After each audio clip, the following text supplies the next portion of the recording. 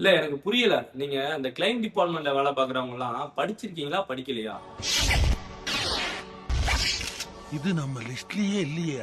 பாலிசியில தெளிவா போட்டிருக்கு unlimited restoration இருக்குன்னு சொல்லிட்டு. என்னோட ஃப்ரெண்டோட அம்மாவுக்கு ஹாஸ்பிட்டல் அட்மிட் பண்ணிருக்கோம். ஃபர்ஸ்ட் 4.5 லட்ச ரூபாய் கிளைம் வாங்கிட்டாங்க டிசம்பர் மந்த். மார்ச் மந்த் திருப்பி வந்து பாத்தீங்கன்னா 20 லட்ச ரூபாய் பில் வந்திருக்கு. பாலிசி 10 லட்ச ரூபாய் ஆட்டோமேட்டிக்கா ரீஸ்டோர் ஆகி திருப்பி 10 லட்சம் வந்திருக்கணும். திருப்பி வந்து நீ மெயில் கேக்குறீங்க. எங்க இருந்து கேக்குறீங்க? ஹாஸ்பிட்டல்ல இருந்து ரீஸ்டோர் சம்மர்ஷூடுக்கு வந்து ஆக்டிவேட் பண்ணுங்க. எதுக்கு அவன் ஆக்டிவேட் பண்ணணும்? கம்பெனில இருந்தா நீ தான் ஆக்டிவேட் பண்ணணும்.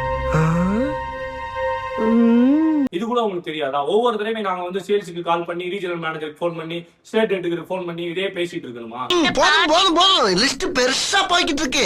ஒவ்வொரு தடவையும் நாங்க என்ன ஹாஸ்பிட்டலுக்கு நாங்க இன்சூரன்ஸ் ஏஜென்ட் வேலையை பார்க்கறதா ஹாஸ்பிட்டலுக்கு அலைஞ்சிக்கிட்டே இருக்கணுமா? ஒவ்வொரு தடவையும் உங்களுக்கு படிக்க தெரியாதா? அதாவது ஒரு சில பேர் கிளைம் டிபார்ட்மெண்ட்ல உட்காந்து இந்த மாதிரி பண்ற வேலையால ஒட்டுமொத்த கம்பெனி பேரும் கெட்டு போகுது.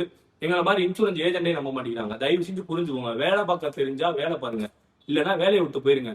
சும்மா உங்களுக்கு இன்சென்டிவ் கிடைக்கணுன்றதுக்காக எல்லா கிளைமே ரிஜெக்ட் பண்ணணும். நாங்க பார்த்துட்டு தான் சொல்லுவோம். இது ஹை வேல்யூ கிளைம்னா பார்த்து சொல்லணும். பாலிசி டாக்குமெண்ட்ல போட்டிருக்கா, இல்ல பாலிசி வேடிங்ல போட்டிருக்கா? சும்மா நானும் பார்த்துக்கிட்டே இருக்கேன். எத்தனை நாள் தான் உங்களுக்கு முட்டு கொடுத்துட்டே இருக்கணுமா? நாங்க ஏஜென்டா இருந்தா இன்சூரன்ஸ் கம்பெனி முட்டு கொடுத்துட்டே இருக்கணுமா? மண்டைய வச்சு அண்டா குடு. அப்படி இது பெஸ்ட் கம்பெனி சார், இது நல்ல கம்பெனி சார், அப்பெல்லாம் முட்டு கொடுக்க மாட்டேன். தப்பு நடந்தா நான் தப்புன்னு சொல்லதான் செய்வேன்.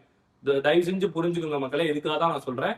எப்பவுமே ஒரு ஹெல்த் இன்சூரன்ஸ் பாலிசியா இருக்கட்டும், ஏன் இன்சூரன்ஸ் பாலிசியை பொறுத்தளவு எங்களை மாதிரி IRDA சர்டிஃபைடு அட்வைசர் மூலியமா எடுங்க. எங்களை மாதிரி லாங் டேர்ம் அட்வைசர்ஸ் கிட்ட எடுத்தீங்கன்னா மட்டும்தான் உங்களுக்கு ஒரு ப்ராப்பரான ஒரு அசிஸ்டன்ஸ் இருக்கும், சப்போர்ட்டும் கிடைக்கும்.